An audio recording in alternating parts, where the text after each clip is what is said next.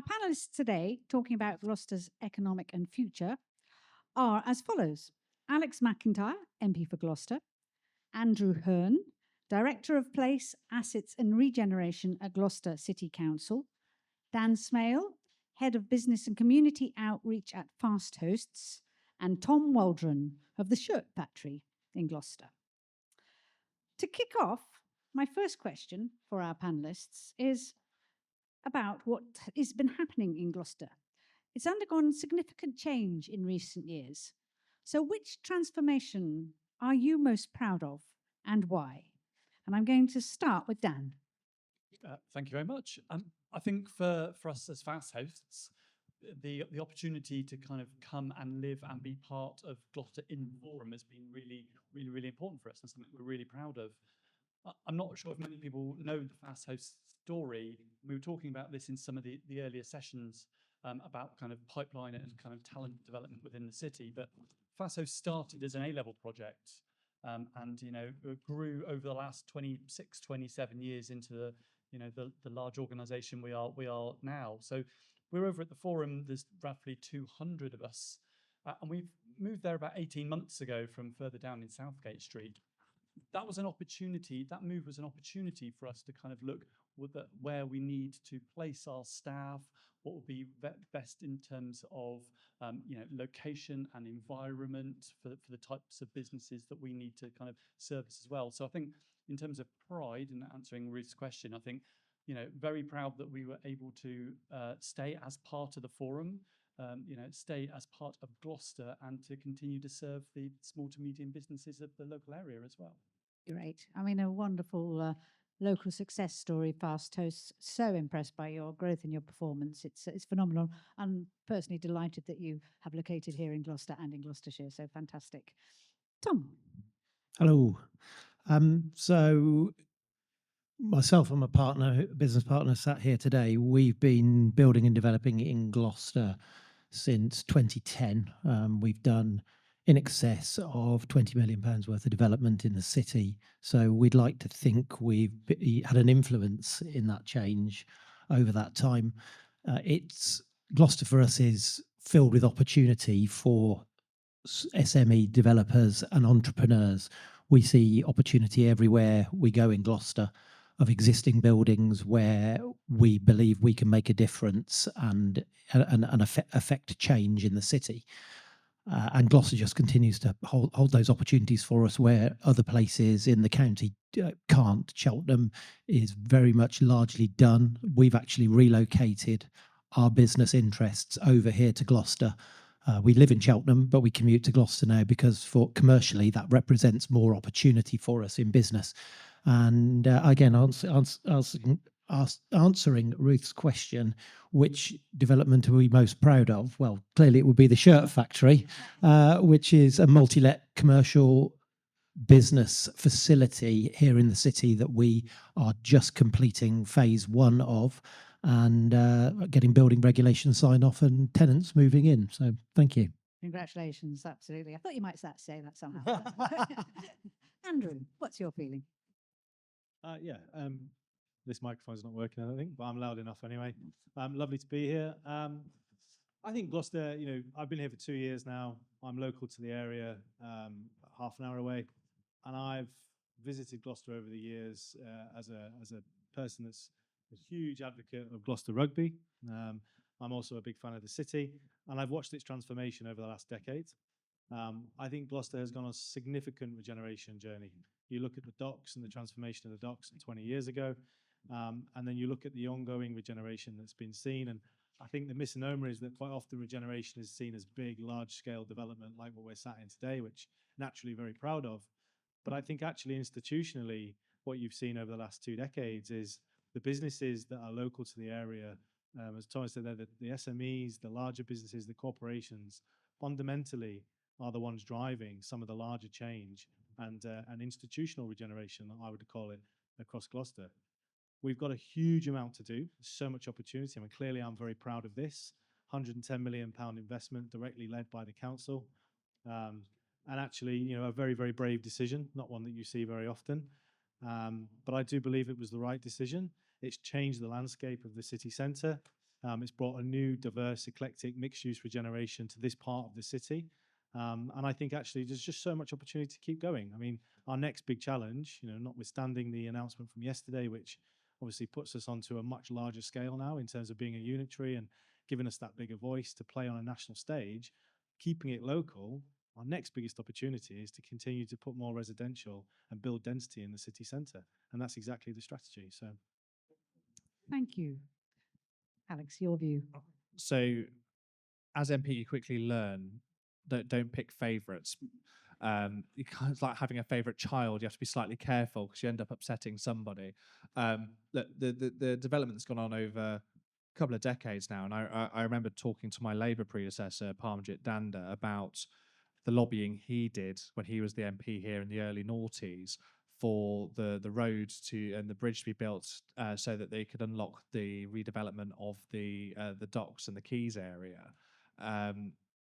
And so since that kind of lobbying and work in the early noughties to now, the regeneration of Gloucester has been transformational. Being slightly twisting your question somewhat, my favourite though is the projects yet to come and the opportunities that we have. Whether that's the ongoing work in the Eastgate around the Greyfriars development, whether that's the regeneration of communities in Matson and Robbinswood through the Pride in Place programme, £20 million investment there, the opportunities for housing regeneration in places like Matson and Podsmead, and the opportunities in the city centre that are still there around Northgate Street, around Eastgate Street, that I am looking forward to working in partnership with Gloucester City Council and the new unitary authority to deliver, because I think for a long time we've talked about the potential in Gloucester, and being a keen rugby and football fan, there's only so long you can talk about potential with in those circumstances before you start saying, are you going to quite meet it? England, the football team, and the World Cup seems to be one where we talk about the potential of winning trophies without quite getting there. And actually, over the next kind of decade, what I'm really excited about, what I'll be really proud of, is when we actually deliver on that potential and we make Gloucester the thriving economic centre that can be one of the heartbeats of the southwest economy. That is our ambition. I think that's really the thing I'll be most proud of when we deliver it. Thank you very much for that. I'm going to add my own to this one because I'm involved with the University of Gloucestershire, and a very proud moment was when City Campus opened.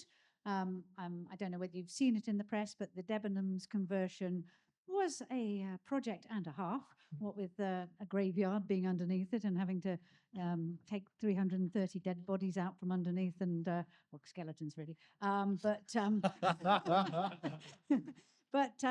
It got there, and I am so proud. I think it's wonderful that this is now going to become a proper university town, university city. I think if you get students at the heart of a city, it gives it a heartbeat, and it's a wonderful, wonderful thing for Gloucester. And it's certainly something that will resonate into the future. So that's my favourite, proudest bit. Anyway, so how has Gloucestershire's regeneration changed perceptions of the city, do you think? I'll start with you this time, Andrew. Sure. So perception's a difficult thing, obviously, but I think certainly from a previous outsider looking in and now from an insider looking out, I guess, I think there's a real positive vibe about the regeneration that's being seen in Gloucestershire. Businesses are coming into the city. They're leaving other geographies to come and physically be here. I think perceptionally, from an economic point of view, I think Gloucester is seen as an up-and-coming place, which is slightly tongue-in-cheek when you think of the history and 700 years worth of Gloucester being an up-and-coming place. But I think that is a really positive vibe that comes with businesses wanting to be here, businesses wanting to relocate here. From a place to actually live, I think Gloucester is a welcoming place, and I think a lot of people, one thing I've learned since I've been here is there is so much passion and energy from the people that actually live in Gloucester. They absolutely love their city. I think there are still some challenges. We have to be open to those challenges, to recognise them. Nighttime economy is still something we need to work on. There's still an issue around potential safety in the city at night, ASB. The one thing I would say is, having worked for the last 20 years across the private sector in many cities, that is not a unique challenge. Every city has those challenges, and they respond to them in different ways, depending on the nature of risk and the nature of complexity. But we are going to continue to do everything we can to make sure that Gloucester's perception keeps evolving, and the perception of the people that use, live, work, and play in Gloucester see it as a wonderful, thriving place to be. But more importantly, the safety aspect, the nighttime economy aspect continues to grow with the evolving culture of the city. Alex, I'm going to ask you what the perception of Gloucester is in Parliament. Um, Interestingly, in Parliament, I mean, the first thing you get whenever you talk about Gloucester in Parliament is so everyone's been to the services. It is Parliament's favourite motorway services. I sparked a bit of debate about that in the chamber when I mentioned it recently. But more broadly than that, I think, if I'm honest, the awareness prior to 24 was relatively low in terms of what the opportunities are in Gloucester, because generally when people talk about the southwest and the southwest economy in Parliament, they refer to Bristol, to Plymouth, to Swindon, tourism in Cornwall, and then they might perhaps refer to Cheltenham GCHQ, and that would be the Gloucestershire reference. And one of the things that we've been trying to do over the last 2 years is really raise the profile of Gloucester as a city and as an economic destination, as somewhere that is a vehicle for growth. Because when the government talks about growth everywhere, in every region, every postcode, actually we could be a real vehicle for that. And I think the work that the city council are doing, the work that local businesses are doing, I think the business perception and the perception from people coming into Gloucester is actually a much more positive one. They see the ambition, they see a city that's growing, they see the opportunities that are here.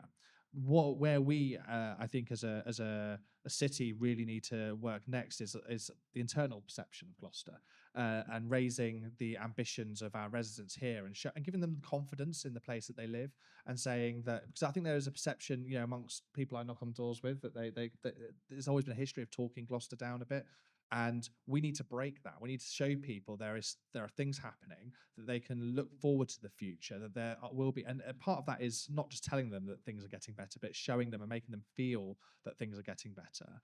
And that is our big challenge, I think, as politicians in the city going forward. Because until, as a city, we feel confident in our own skin and we say to people loud and proud, we're from Gloucester and we're doing some really exciting things, then I think it's hard to get that sense of it, and that sense of energy, and that's got to be our job, because I think that will then boost consumer confidence. It helps business. I think it will be a massive fillip to the city, and I think that's the challenge now, is how do we show and make people feel that change, so that they go, do you know what, Gloucester is on the up, Gloucester has got that potential.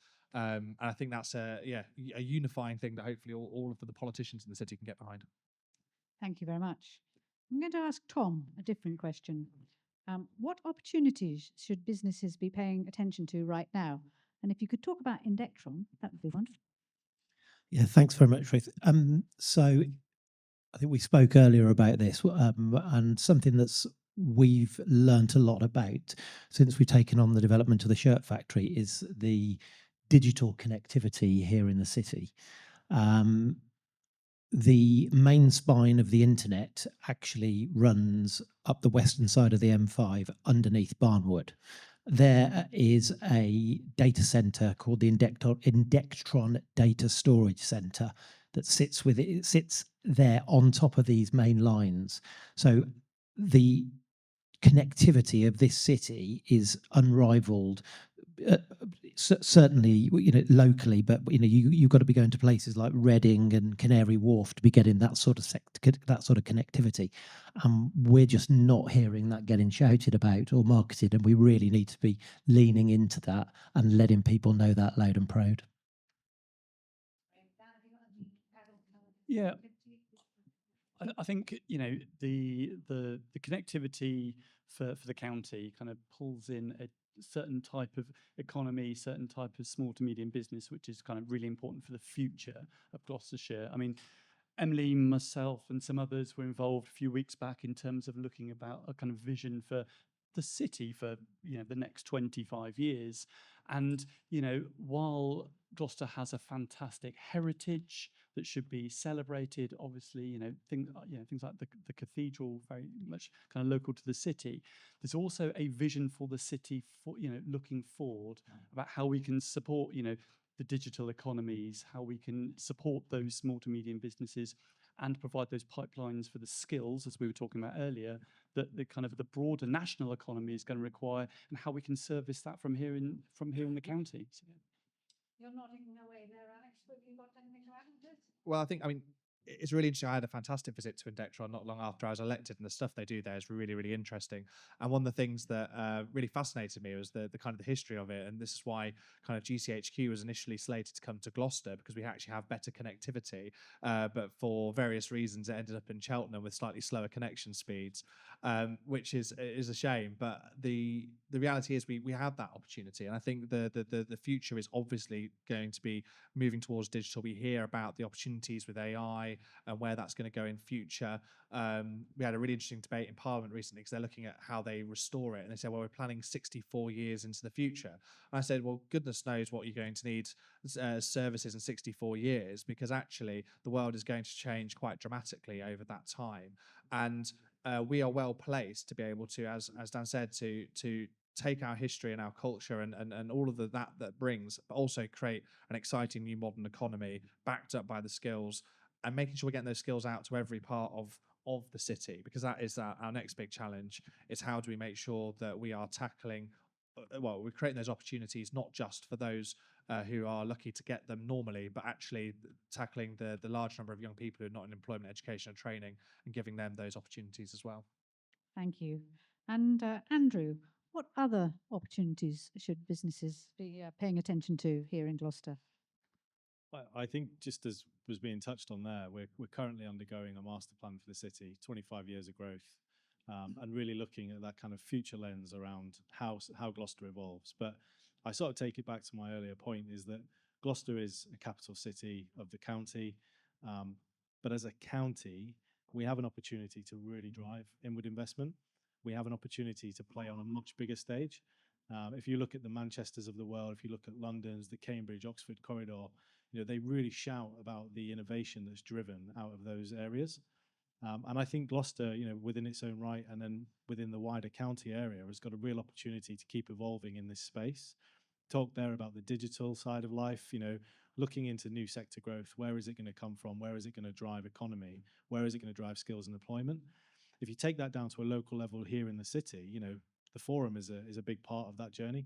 Okay, so the forum has been built to drive awareness and to drive attractiveness for SMEs to come in and be part of the city's journey, but also it's a platform for people to actually bring data, digital innovation and cyber. And we're already seeing that, because people from Cheltenham are actually pricking their ears up saying, look, we're actually willing to come here, because they've disconnected from this idea that Cheltenham and Gloucester work in combatant. Actually, they're working together. So from a business point of view, I think the opportunity here is to continue to grow and continue to bolster those sectors and really drive true economic growth as a city. I'm glad you mentioned inward investment, because I was very pleased to see that this year we had a team that went to Reef, which Phil was part of. And I think there's some opportunities for inward investment into Gloucester and Gloucestershire come out of that visit to Reef. So it's all about spreading the word and shouting about it. I think we've been really a bit quiet in the past about how many opportunities and how amazing Gloucestershire is. So to try and get the message out there and get the publicity for our amazing county, so that businesses are attracted into Gloucester and into Gloucestershire. So that's a very big and very important point. And we can all look at what's going on locally. And so we've been a bit sort of introspective with local government reorganisation and everything. But I think now the time to shout and say, this is where we are, and come and have a look at all the wonderful things that are going on here. And on that note, what role do you think collaboration has played in the development of Gloucester? I'm going to put this one to Tom first. So it's the collaboration and the opportunities that have led to us bringing our businesses over here. The City Council, under Andrew's governance here, is very open to regeneration, and that's the opportunities that we seek for a supply chain, because we in development we look upon project to project as a supply chain, and we need to be seeing the red tape on that supply chain brought down in terms of third-party control of us delivering that. So that's very important to us. Thank you. Andrew? Yeah, I mean, from my perspective, strategic partnerships and partnership working is the only way that Gloucester is going to continue to grow and thrive. I mean, taking it back to the realist form, you can bring all the businesses into Gloucester that you want. and it will drive the economy and it will really attract that business environment. But ultimately, housing and regeneration is fundamental to the city's growth and density, providing the people here who actually want to be part of those new businesses. We're not going to achieve that in single form. Councils can't do it on their own. Housing providers can't do it on their own. And catapults can't do it on their own. We have to bring that synergy across all three and start working much more strategically about growth and looking at how those partnerships can identify avenues for genuine regeneration. And that's something that I'm very passionate about and do on a daily basis. And Alex, where would you like to see more cooperation and collaboration? I think we've got, with the new moving to a new unitary authority, a real opportunity actually to set a different political culture going forward. So obviously, being the politician in the room, it's not always the most collaborative environment, and part of that is politics. But actually, I think we should be aiming higher, and I think we have an opportunity to create a different political culture in our county, one that is much more collaborative, one that is putting place first and not our political parties first, and one that is and I think that is incumbent upon all of us to genuinely try and work collaboratively. And I'll put my hand on heart, I'm probably not always been best at that. I've not always, any politician who says that they've always been a goody two shoes is inevitably lying to you. And we should and could get much better working cross-party for the best interests of our residents. That doesn't mean we're always going to agree, but I think a spirit of collaboration would be better. And we've got an opportunity now with the new unitary authorities to try and build that. I thought you collaborated really well with Sir Geoffrey this morning, answering my question. So yeah, you were certainly on the right path, that's for sure. Dan, do you have anything to say on this? Yeah, I mean, as you can probably tell by my accent, I'm not originally from Gloucestershire. So I'm from down in Plymouth, down in Devon, and spent a lot of my kind of early years down there and in kind of Devon, around Devon and Cornwall. The thing that's really struck me about coming up here 20 odd years ago to work and to live is how good Gloucestershire is at collaborating. I know at times it doesn't always feel like that, and we've talked earlier this morning about some of the difficulties to reach particular organisations and services, but I think you look around the room and the kind of these types of events and the conversations that we're having, the great work that BID does together, Gloucestershire does, the VCSE sector, the chamber, everybody's, educational institutions. You get people in a room and people kind of get what Gloucestershire is trying to achieve and do try their hardest in order to achieve that. And that's as a foreigner coming into the Shire, that's absolutely fantastic to see. I couldn't agree more. I've been part of the business community in Gloucestershire for over 30 years now, and the degree of collaboration and the degree that everybody wants to support what's going on and help our county is really impressive and continues and has continued throughout that time. How do we ensure that the regeneration benefits existing communities as well as attracting new investment? I'm going to put that question to I'm going to put it to Andrew first. I think that's probably the most important question that's been asked so far. And if you notice, a lot of the discussion is always focused on the city centre, right? Because it's the beating heart of Gloucester. But Gloucester is 132,000 strong, with really wide boundaries. When we talk about regeneration, we hear the word placemaking a lot. I think placemaking is a little bit whitewashed in the industry now, but place-based investment is not. And what place-based investment is really saying is stop looking at the financial return every single time you do a business appraisal or an investment appraisal. Start looking at the social value, the environmental value that's going to build long-term sustainable, thriving communities. And that's something that absolutely is fundamental to the growth of Gloucester. When you look at the areas of Matson and Podsmead and other areas, they've got significant opportunity for growth. Taking a lens of how to achieve this through place-based investment is fundamentally how Gloucester will continue to grow. And I hear it all the time that there are certain people in the area that actually feel quite disconnected from the city centre. And I think that's because we're always talking about the city centre because it is fundamentally our attracting heartbeat. We have to find a way of connecting the two again and making them feel part of it. It's a very good point. Over to you, Alex, on that one. Yeah, so I mean, anyone who was here this morning will have heard my remarks around, I got into a bit of trouble when I first got elected about I got slightly misquoted in Gloucestershire Live about this building itself, because while I said it was a great, vehicle for economic growth, when we talked about the kind of levelling up agenda that helped fund it, I questioned whether, actually young people from Matson, Podsmead, Barton and Treadworth were actually going to end up working in businesses in here one day, and where was the pathway that we were creating to be able to make that pathway. And actually, we've been really proud. That ended up spurring off an idea that Dan has been instrumental in helping with, which is the Gloucester Futures program, which we're launching this summer with the help of Fast Hosts and other local organisations. And actually, we're going to be taking 20 young people from who haven't necessarily been given those opportunities in the past, and they're going to be going to the Fast Host for the day to get a day of work experience, learning how to build a website, finding out about that business. They're going to Gloucester Rugby for a day. They're coming down to Parliament for a day. They're going to the new city campus for a day. They're going to the Music Works. They're going to be getting opportunities that young people in some of these areas haven't had in the past. And I think that for me is that it ties into the way that we can tackle this is around how do we, alongside that economic growth agenda, make it our moral mission to make Gloucestershire the kind of place where there are no young people not in employment, education or training, and go into those communities that sadly are sometimes left behind from the economic growth agenda, and make sure that they are feeling the benefit of these opportunities. They are being given the skills and the training. They're being given the mental health support. They are being given the helping hand so that they can go on and achieve their potential. And I think for me that is a moral mission that we can put alongside the economic mission, and one that hopefully we can work together on, because actually I think that's one that I think unites everybody of all political stripes, of all businesses. They don't want to see our young people let down. I think that's something we can all pull together on. Thank you for that. Tom, any comments on young people? and Absolutely, youth? yes. The existing communities are a massive it's the greatest resource that you have when you're regenerating an area, because it's already there. And if businesses are going in and they're overlooking that, then more fool them.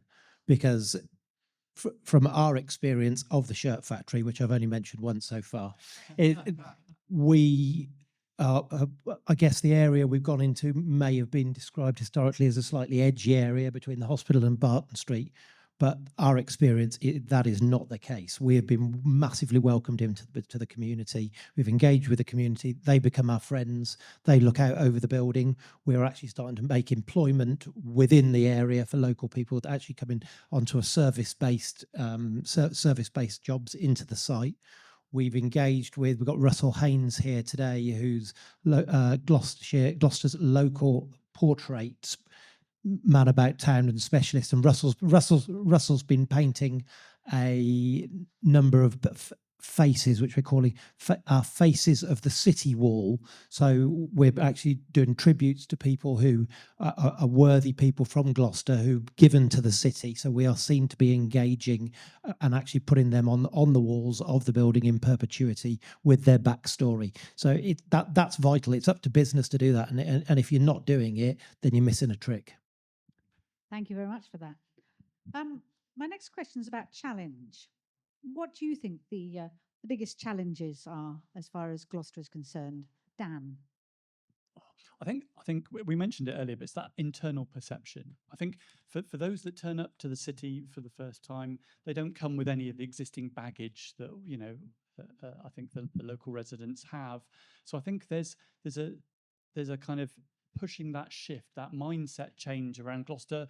Actually, no, there is a lot of investment. There is a lot of businesses coming to town, and depending on what you want and need, right? There is a lot of fantastic independent shops, coffee shops, bakeries, all of that type of thing. I think the challenge is one that we've kind of created ourselves, really. And I think once we start believing in Gloucester, that message then kind of permeates out through, as long as we start believing Gloucestershire, that message permeates out to the other counties, and people, from a kind of, travel and tourism perspective want to come into it as well. So that's the one I would like to see tackled next. Andrew, what's your view? I mean, there are many challenges, not just for Gloucester, but just geographically across the country. I suppose the three that I go to within my role, the first one is, obviously I've talked about the housing market and the need to create the density within the city. There is a viability issue and a concern that's always raised in Gloucester and other parts of the country, largely because land values here don't always stack up. Developers find it quite difficult to make financially viable schemes. That's only going to get harder Yields are pushing out at the minute, largely because of the gilt market. The gilt market's dependent on government borrowing, and depending on where that goes over the next 6 months, we could see yields moving out even further, in which case developers find it hard to prove viability. So I think that's one challenge. I think we are fundamentally up against macro level geopolitical factors completely outside of our control, but ultimately steer the train for the next 12 months, 18 months. And so we've got to try and find a way of working within that kind of ambiguity at the minute and keeping confidence up within the city that this is the right place to come and the right place to invest. And I think the third challenge, and this is a slightly abstract one, is that Gloucester is a city run by a huge disproportionate, disparate level of landlords. So you look at the retail across the city, it's hugely disparate in terms of who owns those units, who's the landlords of those units. And I don't know this, but I would say a lot of them don't live anywhere near the area. So trying to get a unified leasing strategy that's actually going to bring the right brands into the city to attract people who want to come here, it's a huge challenge, but it's one that we need to face head on, because if we don't, the F&B market, the retail market is proving tight anyway. Our city is currently struggling with the fact that we are filled and overoccupied with certain types of brands, and we need to find a way of diversifying that retail and F&B mix. Tom, we were talking earlier about the conversion of existing buildings in Gloucester, repurposing, new use for them. We've talked quite a bit about that already. What opportunities do you see for that continuing in terms of repurposing existing buildings? That is the main reason that we've relocated to the city. We're talking about looking at we'll talk about Patch and the Forum where we are now, which is an absolutely fantastic building, but this can only be brought forward because the city council can do it. We, as a developer, we couldn't do it. We're far too small. But as a developer, without an exit, an end user, it's not viable to be bringing forward these big commercial schemes, or at the moment with build costs where they are, and as Andrew alluded to there, with yields being pushed out, it's making the viability of bringing new stock forward harder and harder and developing. But with an existing building, you're already pretty far down the track. You've got your address registered, you've got your service connections, you've got the walls. You may have a leaking roof, but there's stuff you can do with, you can really bring things forward, developments forward, and they are viable because you've got so much in place, which is going to cost you to actually have to try and bring forward with new developments. And with margins getting thinner and thinner and thinner, new buildings aren't really viable. But in Gloucester, we've got so many redundant buildings and buildings in need of work and regeneration that we're well down the track here in terms of our opportunity to make a difference in the city. It's all here to be having a go at. Absolutely, very promising, and as you say, lots of opportunity there. So, what do you think Gloucester can offer that other cities can't offer, Alex? Unbelievable history. It can offer a brilliant rugby team, a decent football team, getting better. It can offer the most incredible people. It can offer a fierce sense of independence. It can offer great transport links, whether that's on proximity to motorways, to Wales, rail links into London.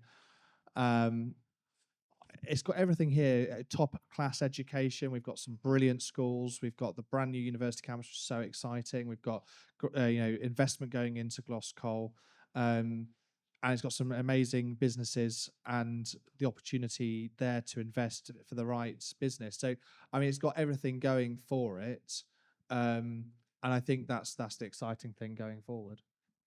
Dan, your view?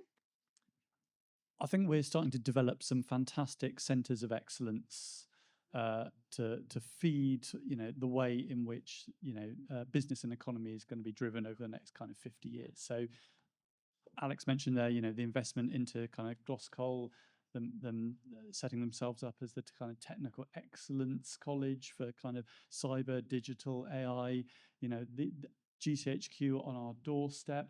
We're starting to connect all of the dots together to have that pipeline to make a significant impact nationally. So that's what I think Gloucester can bring.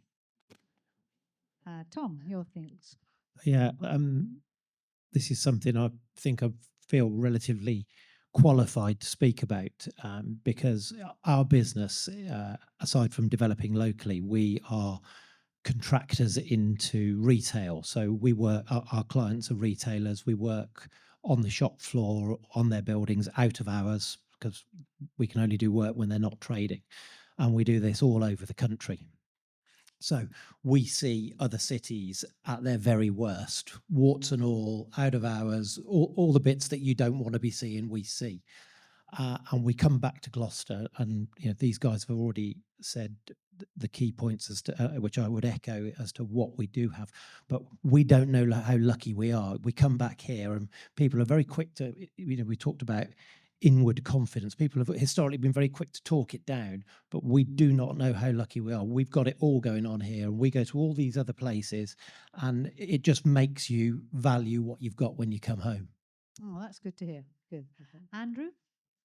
Yeah, I mean, I would echo that, and actually, I would take the words of Freddie, who is the founder of Patch and works with the team. When they first came here, we were in early discussions last year before they were even signed up. This was supposed to be a gym, and we changed the whole leasing strategy based on the fact that Patch were interested. And I take the words of Freddie when he said to me that Gloucester does not know how lucky it is. The people here are so passionate about the city. The businesses are so passionate. And in his own words, he goes to every other city and he comes back to Gloucester and he always feels that this is a place of pride and passion. And despite what you may hear and what you may see on social media every now and then, I truly believe that 99.9% of the people in Gloucester love this city and want it to thrive. And I think that is a huge USP, because I've not seen that in all the cities that I've worked and lived, I can promise you. Well, on that very encouraging note, I'm going to open up the questions to the audience. I would ask that if you've got a point to make, you make it briefly and then make sure that you address the question to the panel. Thank you very much for your cooperation. Gentleman here. Introduce yourself first. Oh, hi. Dave Morris. I'm a professionally qualified coach, leadership development expert. So, Andrew, you used the word bravery earlier on. I think it's really important in all aspects of leadership. We're brave. So, the question is partly for you, partly for Alex. We've got an impending change at the top of our country. What bravery do we need to see to trickle down for places like Gloucester to really thrive? It's a big question there for you. It has already happened, by the way. Sorry? Oh, yeah, well, yeah, okay. So what bravery do we need to see in the next few months that's going to trickle down here? And the other thing was about not, putting your place of where you live down. Every area should have a compelling narrative. What is the brave, compelling narrative that we need here that will resonate with the everyday person, the voters, the youngsters? So that's my two-part question. You're going to go first on that one? Yeah, happy to. I mean, so the brave decisions that we need to take are recognizing that for too long, power and resources and investment have come out of places across the country, including in Gloucester, and centralised in London, and it hasn't worked. It's left a lot of places feeling left behind. The kind of that kind of cry out that we heard during Brexit and during the kind of the levelling up agenda under Boris Johnson. And what we really need now is to push that power and that investment back out of Whitehall and into local communities. And what does that look like for Gloucester? That looks like not just creating a new unitary authority that is struggling for resources, that is trying to survive a year out, but actually has the resources, the investment and the confidence to be able to build the local public services that are the bedrock of everything that you want to do and what businesses want to do in this city. It's giving the skills and the opportunities to everybody, not just those who are fortunate enough to go to a great school and go off to university, but actually investing in technical education and reindustrializing our economy so that when we talk about investing in defence and we talk about investing in clean energy, those jobs are being created here in this country and not sent overseas. And it's about creating that vision of hope, that vision that actually for the next generation things will get better. Because I think for too long, if I ask people and I go knock on doors, they say to me, things haven't got better for a long time, and they don't feel like it will over the next few years. And I think we haven't been bold enough in saying to people, we get you, we hear that things haven't been good enough for a long, long time, including under my own party over the last 2 years. But actually what we need is to put hope back into Gloucester to say that things will get better. You will be able to afford the nice things in life. You might be able to afford to go on holiday. You will see a doctor when you need to. There will be shops on your high street that you can enjoy and go to with your families. There will be a city council or a county council, a new unitary, picking up your bins on time, delivering the public services, a social care system that looks after you when you're older, a hospital that's not crumbling. And actually putting that power back into local people's hands to be able to deliver that. So I think that's what you need, is the bravery. Hopefully we'll see that. Andy is now Labour Party leader. He's not Prime Minister till Monday. It's a weird quirk in our system, isn't it? I think what he's done in Manchester is a good blueprint for how we can take control and we can actually give people back a bit more control over their lives and that hope back that things will work again in future. Andrew, your view. Yeah, I mean, I think it's a really good question. I suppose for me, kind of just bringing it back to a local level for now, is Gloucester. The reason we're doing the master plan for Gloucester is because we want to set a blueprint. We want to set a blueprint that can't be ignored. Even when we go into a unitary and we become one of 6 districts, Gloucester still needs to be able to develop and regenerate locally, even though it's in the context of a now county. And I think, to answer the question directly about bravery, I think perfection is the enemy of progress. So if we just consistently wait for everything to be perfect and we just constantly waiting, I think we're just going to have to accept that we're not going to have all the answers. We're not going to have all the evidence. Not everything is going to point to a North Star that's going to say this is where we should go.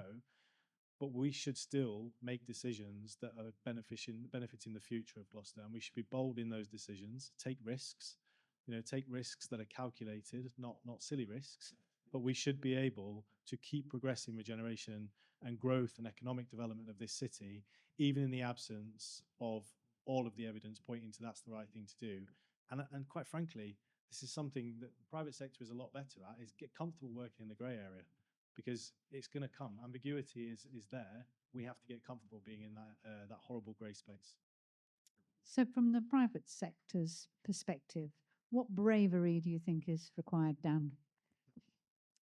I think from the business perspective, I think being brave to kind of invest in your local area, I think is really important. I think, sometimes when we look at problems, we're looking at, politicians, local government, large service providers to provide all the answers. But there's something that the small to medium enterprise, the businesses of the city, of the Shire can do in this as well. And that starts with the smallest of things. I think, it's, looking at, how you reward your staff and how those rewards kind of feed into the local economy, for example.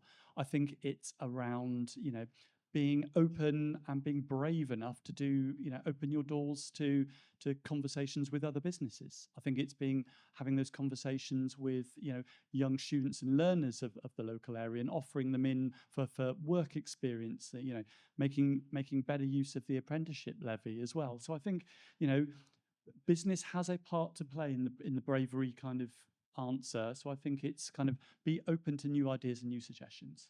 I absolutely agree. Tom, your views? Yeah, I think that's a great question, and I'll come at it from a small business entrepreneur's angle, if I may. And I think the bravery is already there in terms of local businesses. We consider ourselves to be bold and brave when we're taking on these development projects. We're looking at them and go, it's a bit edgy, it's a bit risky. Like and then people come around and they go, "You're brave," and you're thinking, "Oh, what have we missed? What have we got wrong?" Because if you are an entrepreneur of our size, when you're taking on these projects and these debts, and this is something that I'll back to Andrew really, and their department to be picking on. When we're taking on these debts, we're taking on personal guarantees. So as small builder developers, we are signing our houses over to the bank. This is real for us. If it goes wrong, the bank can effectively, they can come in and kick us out of our homes, and we're gone. So every time we're doing these projects, it requires us to be bold and brave. We need more from the city council, which is there. We're not saying it isn't, but we need that to be acknowledged from authority to assist us and open those doors so we can get on and make those bold and brave decisions. But it is there. Business is doing it. We really are. I totally agree. I mean, having had clients for the last 30-something years at Hazelwoods, the entrepreneurial spirit, the ability of people to make brave decisions and put their own, personal assets on the line, you just have to applaud them and applaud, that spirit of really wanting to make something succeed. So I totally endorse what you say there. Okay, is there any more questions from the floor? Sorry. This lady here. Oh, sorry. Oh, what was the other part was? Apologies. We're being corrected here. Well chaired, if I may say so. The second part of the question was about the narrative of Gloucester. Yeah, I mean, I just wanted to come in on that because I could see you were quite passionate about that question. So I just wanted to, I would never dare to put one narrative for Gloucester because I would probably just get absolutely ridiculed for trying to do it. But what I would say is that all of the great things that are being discussed throughout today all start to bring a compelling narrative for Gloucester. And part of the master plan that we are doing is to try and put some words to what that could be that everyone could get behind. But one thing I would welcome as part of that journey, and we're going to be doing this over the next few months, is I want different perspectives into what that shared narrative is, that one voice across Gloucester. So we're going to be holding 2 or 3 different sessions where we're going to be asking for that feedback because there's probably 60,000 different ways one could sum up Gloucester, and trying to find one narrative is difficult. But I think there are really, really quick wins to the point that was made earlier on by somebody that we should be shouting about that really brings Gloucester to the top of the pot again. So I just wanted to make that point. Alex, have you got anything to say on the narrative for Gloucester? Yeah, Right. I mean, it goes back to you got to be careful picking favourites, don't you? Look, I think the thing I've always said about Gloucester is the people here are fantastic, and there are so much potential, so many ideas. They haven't always had the backing, and that is what we need to do going forward, and actually work collaboratively to build that. We've got an amazing history to be proud of. We've got an exciting future that we can look forward to, and that has got to be at the heart of the vision. Yeah, but trying to put one kind of vision around it, there's going to be so many different contributing factors to this. I don't think you'll get the traditional kind of cities that rely on one industry going forward. Perhaps in our history we've had that where certain industries are linked, and of course there'll be particular sectors that we're going to focus on. But I don't think we'll have that clear. We are an X city. I think we're going to be one that's passionate about our history, that is looking to the future with digital, that is building a tourism industry, it's building an identity as a county city that brings people in from the rest of the county. But all of those are going to have to complement each other, and really excited to see what the city council come up with as part of the blueprint, because I agree working towards that shared vision will be really important. Great, thanks very much indeed. This lady here has a question, please. Thank you. I'm Dr. Devi Sundar, and Mind Body Integrative Medicine Consultant. And we run Mind Body Synergy CIC, which actually offers awareness of mental health challenges in chronic respiratory disease or any long-term illnesses. And we have actually, I want to thank Alexa, tabling the question which we have petitioned around, integrating mental health services into chronic respiratory disease, which is for over 3 decades the gap, and there's no integration. But my question here is about, I advocate on the health equity. I raised a petition on integrating mental health challenges in chronic respiratory disease in the population. And we conducted a survey last year with UCAV wider last October. And we found out that 69% of UK population is not aware of the mental health challenges in chronic respiratory disease. When we are from the morning, I'm hearing we are talking about a lot about retention of the talents in Gloucestershire.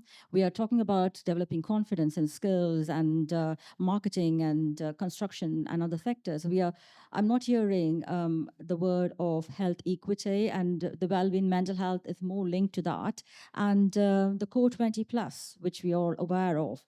And in Gloucestershire, we have a lot of amount of wards, which is in a deprivation state.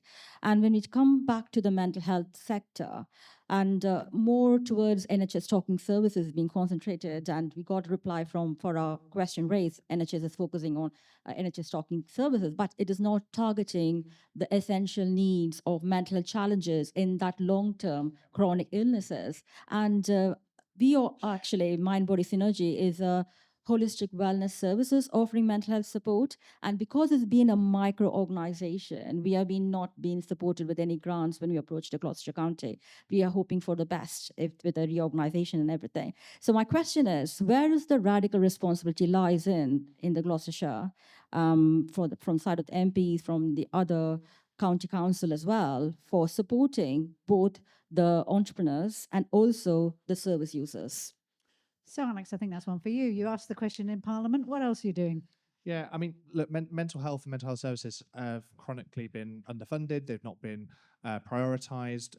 I asked recently about this because 20% of ill health in this country relates to mental ill health, but only 9% of NHS funding goes then to mental health. It's a disparity. It's one that my party has pledged to try and close that gap so that it's given the parity of esteem it deserves. And it's becoming an increasing issue. When you look at the report that Alan Milburn did on the young people that are not in employment, educational training, mental health is often cited as one of the key reasons. We're seeing a massive increase of people not in work or not looking for work due to mental health conditions. And as you say, there are other complexities where you add in chronic ill health and the intersectionality between different types of inequality and then the impact that has of mental health as well. So look, there needs to be a radical rethink. We need to actually push the way we treat our health service. It has to change, because at the moment we don't really have an NHS in the traditional sense. An NHS, National Health Service, well, it's not national because everything varies no matter your postcode. There's very much a postcode lottery when it comes to health services. It's not a health service because it's actually only really steps in when you're sick. It's very good when it's stepping in when you're sick, but it doesn't actually keep you healthy. And it's not a service because it's actually a system that focuses on getting you through the system from A to B. A service is where you go and it actually tailors to you and looks at patients holistically, and it doesn't do that. It will treat one thing at a time. And if you've got a chronic illness, it will look at your chronic illness, but it won't necessarily look at the mental health challenges around it. So we need to really reshape that. And the way we do that is through three key shifts. One is from getting services out of hospitals, out of traditional settings, and into the community. I'm really passionate about community mental health hubs and the transformational impact that could have. And actually, when you're talking about the challenges that we've got in the city centre, health on the high street can have a massive impact. I'm really excited for the new dental practice that's going to be coming into the Debenhams campus, the city campus, the old Debenhams building. We've got more opportunities if we invest in community mental health hubs, for example. Those could be located in former retail units and create a hub in the city centre. We could look at the shift from analog to digital. We don't use digital services anywhere near enough. There are some amazing opportunities coming out of technologies like AI, particularly in the mental health space. There are all sorts of companies working in this space. And the third shift is that shift to prevention. Actually, I was up at the reason why I had to dash out of here after the morning session was to go up to Robinswood Hill because they're launching a new trail for young people. But actually, being out in nature, they asked me, well, why is nature important to you? And I said, well, nature's important to me because it can massively improve the nation's well-being and mental well-being. Because actually, there's a reason why I believe our mental health has deteriorated over the last decades as we spent more and more time inside on screens following algorithms and doom scrolling and spending less and less time outside in nature. And so we've got to look at that prevention piece. How do we get people outside? How do we get them not deteriorating into poor mental health, but actually supporting them, building more resilient young people and supporting the community in that way as well. So that's the way we're going to achieve it. It is bold, it has to be bold, and that's what I'll keep pushing the government to do. Thank you for that. And to add on to that one. Just a moment. Sorry, I'm just going to add something myself because I think businesses have a responsibility as far as mental health is concerned. At Hazelwoods, we now have mental health mentors who will help people out if they need it. We also have sort of well-being opportunities for staff. So I think businesses do have a responsibility for their employees. And on that, I'd like to hand over to Dan to say what you think you think businesses should do for mental health. Yeah, and same at FASO. So we have a concept of not only your traditional first aiders, but a set of people that are mental health first aiders as well. So I think, it's a difficult one for businesses because perhaps the mental health space is not, we're a tech business, right? I'm the least qualified person in this room to talk about mental health. But I think, businesses have, an obligation to actually provide those kind of support services, even if they are, the right employee assistance or the right signposting opportunities so that staff can, seek the advice that they need. Absolutely. Tom, any thoughts on this one? Yeah, just add to that from a construction perspective, really. So, in the all the lads who work on site, the operatives have to have a CSCS card, so the green card to operate. The business is involved. Business is doing its obligations, but on the construction side, just as an observation, when you go and do your CSCS card, Henry, it's like 25% of the questions, aren't they? They're relating them to mental health, looking out for your co-workers, knowing when to report, knowing when to put your hand up and take ownership. So it is out there. It's big in construction and it's big in business, isn't it? Absolutely. We must move on. We're running out of time. So the final question from the floor, this gentleman here, if I may. John Fisher, Director of Westward IT and Director at the Forest Economic Partnership. From your respective roles, how do you see the investment in Gloucester supporting the economic growth, jobs and opportunities across the whole of the county, including the rural areas such as Forest of Dean and Cotswolds? I'll start with Andrew on this one. Yeah, I mean that's a big question. It's probably one that's actually in my job description somewhere, I'm sure. I probably still haven't got it. No, I think it's a really important point, and I go back to the point I was saying earlier on. I think we are operating as Gloucester right now. Even without the decision yesterday for the unitary, we have county colleagues and other district colleagues who come together as a connected network supporting the region and looking at county growth. I think within that, we have got 3 key areas that we can really move on. So we've got to look at increased sector growth. So where are we currently playing?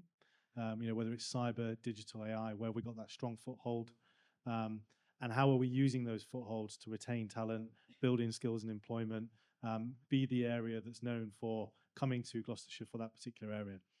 I think there's a separate side to that, which is looking at the headroom for growth on those sectors. So, where are we not capitalizing currently and where should we be partnering and bringing in expertise from outside of the region to start helping that growth, that particular economic growth. And then the third one, which we discussed recently actually at a forum, was where's the next phase of economic growth coming from and where are the sectors that we have a right to play in? And I use the term right to play because I think geographies can sometimes overreach, they can overstretch, and they can go into areas that they're not necessarily equipped or have the infrastructure yet to actually go into, and it falls very quickly and it falls hard. And we've seen that across the UK, where certain places have tried to go into a sector, tried to build resilience, tried to grow it, and in 12, 18 months' time, they've figured out that actually they haven't got the right footprint to be able to do this. So when I talked about taking risk earlier on and saying calculated risk, I think it's about looking at the headroom that we've already got and picking maybe 2 or 3 ambitious sectors that we can look to move into, but making sure that we've got some idea of the infrastructure, the partnerships and the investment that would be needed to make the county grow in that space. I think across those 3 platforms, from a true inward investment point of view, that's how Gloucestershire is going to continue to grow. Thank you. Your thoughts, Alex? I think it's about being a beacon for the entire county and continuing to create the opportunities and the infrastructure that make people want to come here. It's well known that I used to live 15 minutes down the road in Dursley, and I have now moved to Gloucester, as I promised during the election. But loads of my neighbours who live 15 minutes down that south, next to a train station that brings you in here would never come to Gloucester for the day. They'd go to Bristol, they'd go to Cribbs Causeway, but they wouldn't come to Gloucester. So how do we make that a beacon and somewhere that people want to come and create the opportunities for that? I think also goes back to the supply chains piece. Actually, there will be some larger businesses here. How do we make sure that they are investing in their supply chains in the county? How do we keep more of that procurement in the county, supporting SMEs across the entire county? And I think public sector can lead the way, and I hope the new unitary will lead the way in that, in demonstrating that we should be investing in local services. And I think, again, we've got to improve the connectivity, because, I mean, thank you for coming from the forest, given everything that's going on at the bridge at the moment. But it's difficult, right? We're not very well connected as a county. We need to invest in our public transport system. We need to invest in that connectivity between places so that we feel closer together than we currently do.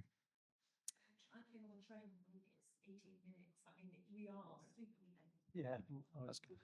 To your Say that again. Sorry to Just say that again for us, I'm please. an interrupter. Yes, I've come in from Lydney, and the train door to door is 18 minutes. So honestly, I left my home, and 25 minutes later, I'm in this building. Fantastic. That is And connectivity. and for some people that is, and undoubtedly that there are some areas. In fact, it'd probably take you longer. It probably took me longer to get in from Abbeymead this morning than it did for you to get in from Lydney. And that's part of the challenge, right? Is that actually, if you live in certain parts of the city, say for example, living in Abbeymead, I wanted to get to another, Quedgeley, for example. Or what's the connection like there? How long is it going to take me in the morning?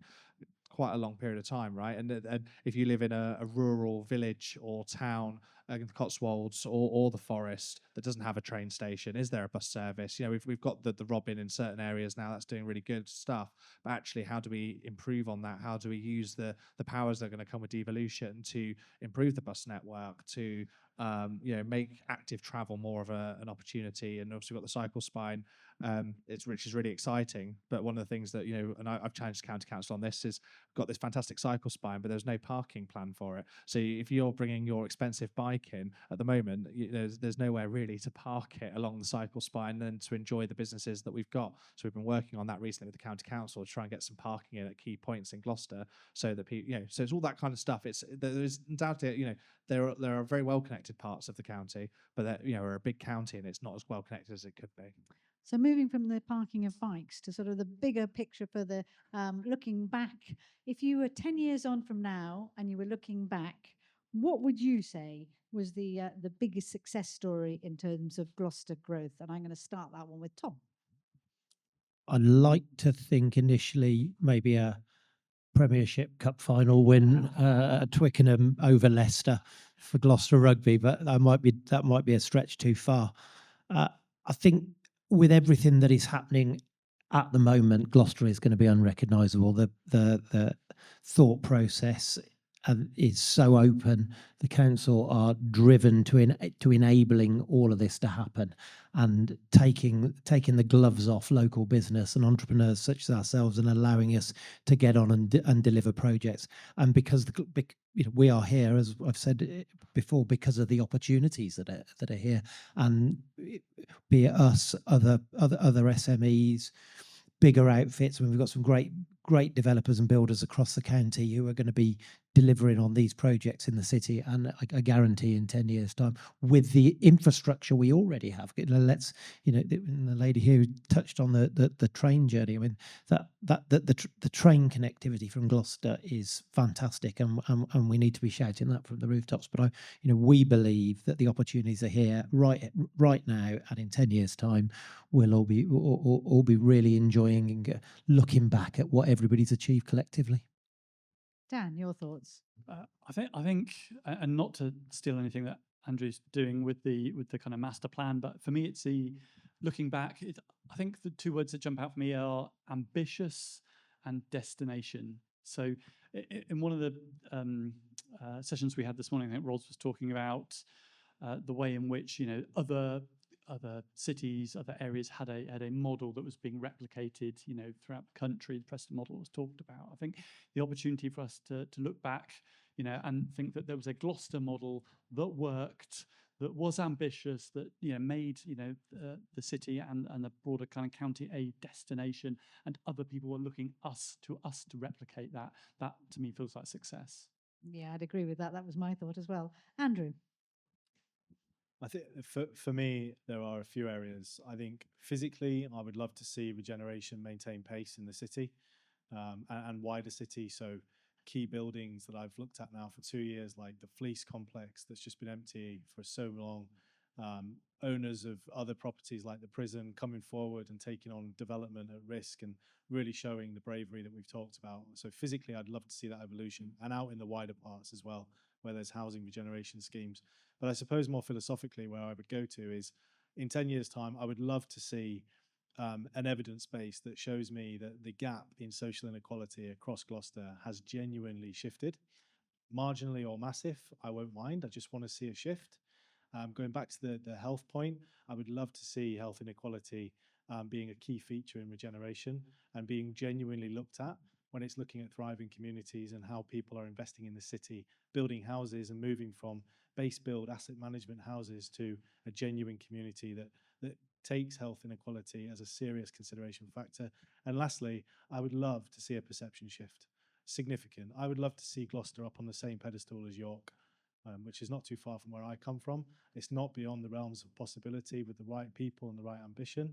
And I'd love someone to turn around to me in 10 years and go, we're going to Gloucester for the weekend, because what an amazing city it is. And I truly believe that that will happen. Wonderful. Alex. I kind of said it about myself. Yeah, I think it's that point about hope. It comes back to hope again. In 10 years' time, I want people to look at it and go, they're looking forward to the next 5 years and think, next 10 years, and that this is a city that's not just on the up, it's at the up, and it's achieving, and we're delivering on that regeneration. There are, shops aren't empty. We haven't got homeless people on the streets. We were seeing less antisocial behaviour. Look, perhaps living in an ideal universe, there will always be challenges in a city, right? But actually, that piece of hope where people look at Gloucester and go, this is a brilliant place, and it's going to continue to be a brilliant place and get even better. Oh, one more. Sorry, I just wanted to add, because I've felt actually as we were speaking, there's already a perception there that we're wishing for this city to be great, and I just wanted to draw us back to the fact that this city is great. All right, and in 10 years' time, me sitting there saying I want someone to tell me they're going to come here for the weekend, well, I do, but I already know, because we built a 4-star hotel, that people are coming here for the weekend. So I suppose if I was to slightly change the analogy, I want the pace to continue. I want people to continue to come here, and I want it to evolve with the changing needs and demands of those people. But I would make the point that this city is a phenomenal city, and it's all to play for. Thank you very much. Thank you very much to all of you in the audience. I think with the energy, the enthusiasm, the commitment that we've seen today, let's hope those future aspirations are all fulfilled. Thank you for your time.